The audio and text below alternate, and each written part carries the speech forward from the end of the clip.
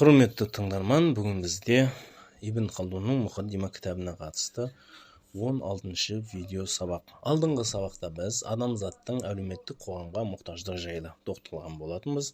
Оның арасында философтардың пікірлері, кейбір табиғи ерекшеліктер, жалпы адам хайуандардан несімен ерекшеленеді? Ақыл оймен, санасымен және өзіне берілген өнертапқыштық қабілетімен. Осы арқылы адам хайуандардан қорғана алады. Хайуандардан қорғану үшін жалпы адам қоғамдық ұйымға мұқтаж деген болатын. Енді бүгін зұлымдықтан сақтану үшін, хайуандардың шабуылынан сақтану үшін қоғамдық ұйым қажет деген болса, бүгін міне енді адамдар арасындағы зұлымдықтар бар ғой. Енді адамдар бір-біріне зұлымдық жасайды ғой. Мысалы, мылтық жасалды. Мылтық не үшін жасалды десе, аңшылық үшін жасалды. Сол аңшылық мылтықпен адамдарға қарсы қолданып жатыр ғой деген мәселеге қатысты кішкене тоқталамыз. Автор айтады, адамзат қоғамдық ұйымға мұқтаж. Не үшін десе, агрессия мен зұлымдықтан сақтану үшін, яғни хайуандардың агрессиясы мен зұлымдығынан сақтану үшін. Осы қоғамдық ұйым оларды сақтап тұрушы бір күш саналады дейді. Сондықтан енді сұрақ қояды. Енді агрессия мен әділетсіздік адамдар арасында да бар ғой енді десе, сондықтан агрессия мен әділетсіздік адамның хайуани табиғатына тиесілі саналады. Адамдардың хайуандардың агрессиялық шабуылынан қорғану үшін шығарған қару-жарақтары адамның адамға жасайтын зұлымдықтарынан тоқтатып қала алмайды дейді. Осындай пікір айтады. Мысалы, қазіргі таңда әлемде мынандай түсінік бар. Кімнің қаруы мықты, соның айтқаны айтқан. Соның жасағаны зұлымдық емес. Яғни әлімжеттілігі, бір елге жасалған зұлымдығы, күш көрсетуі зұлымдық емес. Өйткені ол оның айтқан деген сияқты түсінік бар. Сонда автор айтады, жалпы хайуандарға қарсы жалпы қару-жарақ арқылы жасалатын зұлымдықты тоқтату үшін оны бір құрал-саймандар арқылы, қару-жарақтар арқылы тоқтату мүмкін емес дейді. Себебі не үшін десе, мұндай қарулар барша адамдарда бар. Яғни кез келген адам ізденсе, тура сол қаруды адам жасай алады. Сондай етіп адамдардың өзара жауыздығына қарсы қорғану үшін басқа бір нәрсе қажет. Яғни адамдар арасында зұлымдықты болдырмау үшін қару-жарақтың көп болуы емес, күштің көп болуы емес, демек басқа бір нәрсе бар дейді. Бұл күш сырттан келуі мүмкін емес, яғни хайуандар келіп адамдардың арасында әділдік орнатып бермейді дейді. Сондықтан басқа барша хайуандар адамға тән сана мен илхамнан махрұм дейді. Яғни адамдар хайуандарда сана жоқ. Мынау жақсы, мынау жаман деген нәрселерді олар ажырата алмайды. Сол себептен бұл басқарушыны амалға асыратын тұлға ол адамдардың арасынан шығу керек. Яғни адамдар өздерінің арасынан бір басшыға және реттеушіге мұқтаж. Ол оларға билік жүргізіп, әрі олардың үстінен күш және үкімет істерін жүргізу керек. Яғни адамдар, автор айтты басында, адам қоғамдық ұйымға мұқтаж деді. Енді сол қоғамдық ұйымның басшысы болуы керек. Ол басшысы не үшін десе, адамдар арасында зұлымдықтың, адамдар арасының қиянаттың болмауы үшін керек дейді. Бәлкім ешкім өзгеге шабуыл және жауыздық жасамас үшін осындай бір қажеттілік керек дейді. Мұқтаждық бар соған. Биліктің мағынасы міне осыған саяды. Билік не үшін керек десе, қоғамда тәртіп орнату үшін, қоғамда зұлымдық жасатпау үшін. Сондай етіп билік жүргізу адамның табиғи сипаты екені және адамзат үшін абсолютті қажеттілік болып табылады. Яғни адам билікке мұқтаж. Философтар бұл үкімет кейбір хайуандарда да бар екенін алға тартады. Мәселен, аралар мен құмырсқалар дейді. оларда ұйымдасып өмір сүреді дейді. Яғни бұндай ұйымдасып өмір сүру басқаларда да бар дейді. Мысалы, үйір болса, үйірді басқарып жүретін бір айғыр болады. Құмырсқа болса, құмырсқалардың ішінде бір ерекше қанатты бар, жаңағыдай ірі құмырсқалар болады. Осылай өмір сүреді дейді. Олар арасында жетекші сипатына табиғи ерекшеліктер мен денелері мен ерекшеленіп тұратын, оған бірге бойсыну мен басқару жүзеге асыруы мүмкін дейді. Яғни құмырсқалар болса, құмырсқалардың ішінде бір ірі қанатты құмырсқалар болады. Ерекше жаңа аталығы болады, аналығы болады, жаңа патшалығы болады. Сондай осыны философтар дәлелдерінде келтіріп отыр. Адамдар ғана емес, кейбір табиғаттағы кейбір жаратылыстар да осындай бір қоғамдасып ұйымдасып өмір сүреді. Олардың да бір басшылары бар деген сияқты пікір айтады. Енді автор айтады, алайда адамдардың сырт көз бұл нәрселер табиғи бейімділік пен иләһи нұсқаулық нәтижесінде жүзеге асады. Ойлау немесе саясат басқаруына байланысты емес дейді. Яғни құмырсқалардың ішінде бір басшы болса, табынның ішінде бір басшы болса, мысалы қойды бастайтын серке бар, үйірді басқаратын айғыр бар. Бұлар дейді бір құдайлық, яғни иләһи құдай тарапынан берілетін нұсқаулық, олардың сондай программалары. Жануарлар соның аясында жүзеге асады. Олар бір ойланып, әрекет етіп, немесе бір саясатты бір терең білгендігінен емес, оларға берілген сондай иләһи нұсқаулық дейді. Философтар бұл дәлелдерге қосымша пайғамбарлықты логикалық дәлелдеуге әрекет етеді дейді. Яғни адамзат арасында да сондай бір ерекше таңдалғандар бар. Жаңағы жан-жануарлар арасында бір таңдалған ерекше түрлер бар деді ғой, құмырсқаның ішінде ірі құмырсқа, қанатты құмырсқа деген.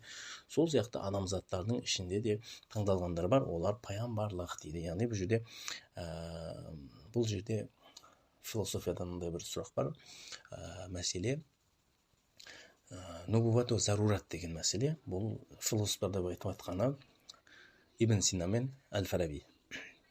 Олар пайғамбарлық адамның табиғи сипаты екенін білдіруге ұмтылады. Яғни осы пайғамбарлыққа мұқтаж, адам пайғамбарлыққа мұқтаж дегенге осындай сипат бермекші болған бұл кісілер.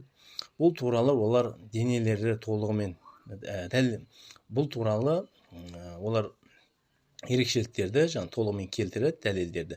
Әрі адамзатты басқарушысы бір үкіметке мұқтаж екендігін бекітеді. Яғни адамзатты басқаруға кім лайықты десе, пайғамбарлар лайықты деген мағынада осындай пікір айтады. Олар бұл басқарушыны Алла Тағала тарапынан дайындалған заң арқылы жүзеге асыратынын, әрі бұл заңды адамдарға белгілі адам арқылы уақи міндеттемесі арқылы жеткізетінін айтады дейді. Ол адамға Алла Тағала тарапынан иләһи хидаят арқылы өзіне тән ерекшеліктер берілген. Яғни пайғамбарларды айтып жатыр ғой, пайғамбарлар. Сонда оның басқалар тарапынан қабыл етуі мен оған бойсынуы жеңіл болады. Яғни Құдай Тағала біреуді пайғамбар етіп тағайындаса, және оған заңдар берсе, оны басқалар да қабылдай салуы жеңіл болады дейді. Салдарында олар арасында әрі олар өзара бір үкімет болуы еш күмәнсіз қабыл етіледі. Яғни сен неге бастық болуың керек, жоқ мен бастық болуым керек деген талас тартыс сонда болмайды дейді. Философтар бұл идеясы логикалық жағынан қате сияқты да көрінуі мүмкін дейді. Философтардың бұл айтып жатқандары қате болуы да мүмкін дейді. Адам өмірі мен өмірде бар болуы пайғамбардың бар болуынсыз да тәуелсіз көзқарастан немесе басқалардың өз жолына мәжбүрлеуге қабілетті болған негізде жәрдемімен өкіметті басқарушы тұлға арқылы амалға асуы мүмкін дейді. Енді бұл жерде автордың айтып отқаны пайғамбарлық, жалпы пайғамбарлық не үшін қажет десе, ол Құдайдың шариғи жол үшін керек, яғни адамдарға шариғи жол көрсету үшін керек.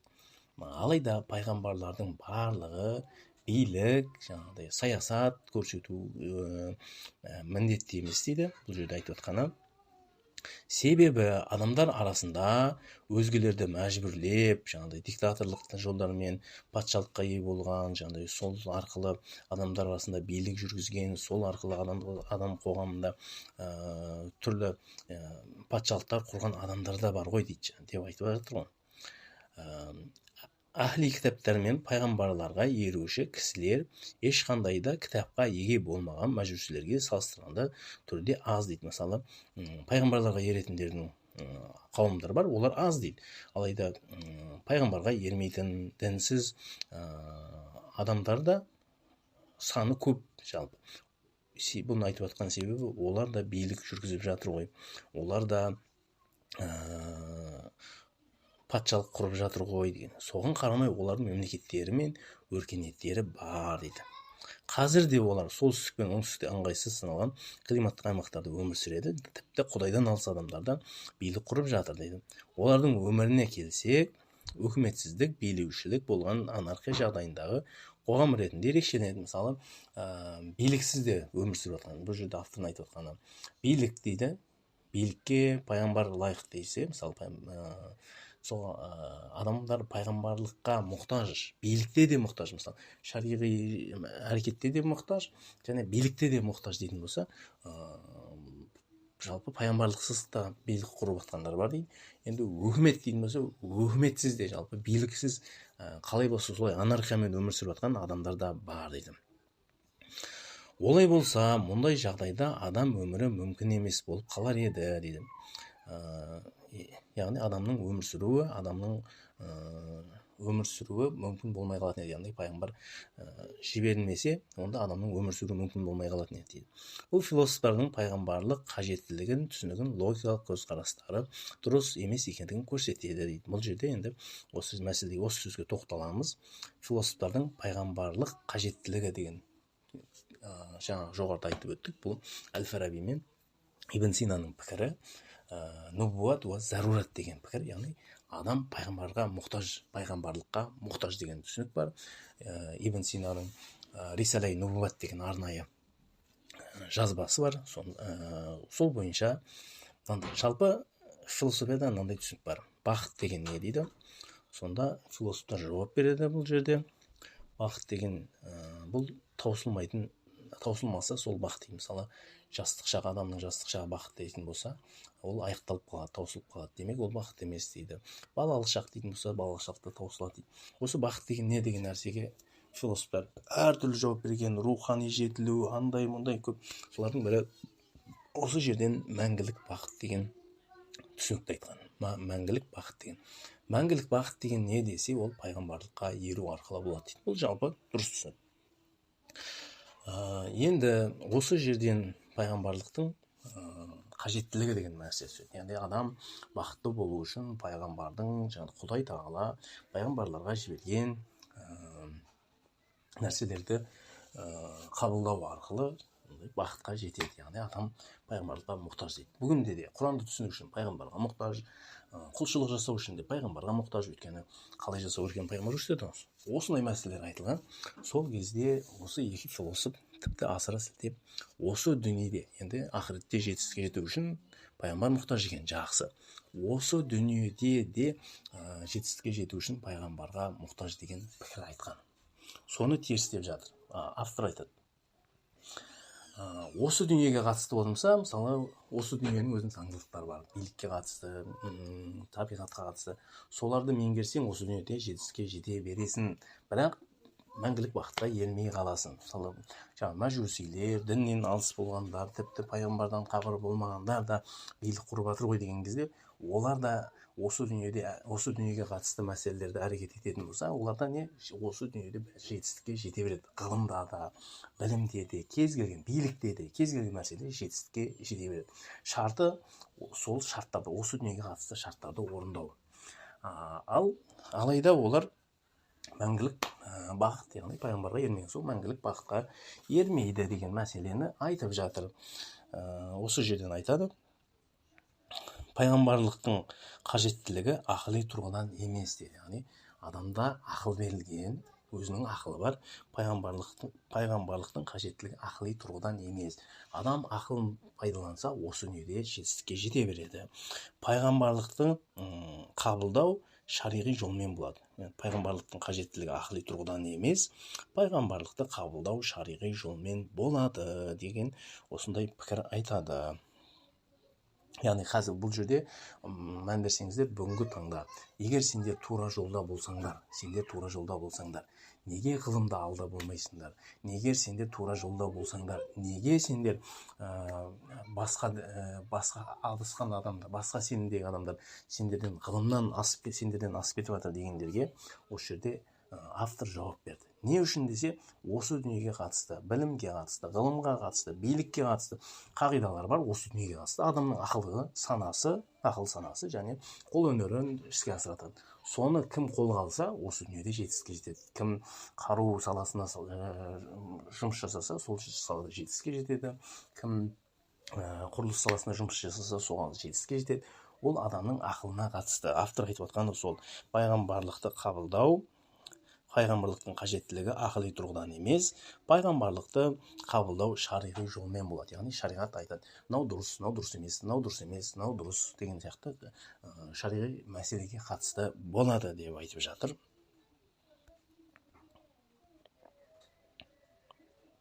Міне бұл үмбеттің алдыңғы ғұламалар ұстанған жолы дейді. Яғни бұл дүниеге қатысты ақыли қажеттіліктің, шариғатқа қатысты шариғи пайғамбарлықтың қабылдау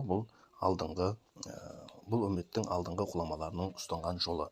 Алла тағала өзі тура жолға бастасын бізді дейді. Осымен бір бап аяқталады. Келесі бізде екінші мұқаддима дейді. Өркениеттердің пайда болатын жерлер, мұхиттар, өзендер мен климаттар жайлы мәліметтер дейді. Енді бізге жаңа бап қосылып жатыр.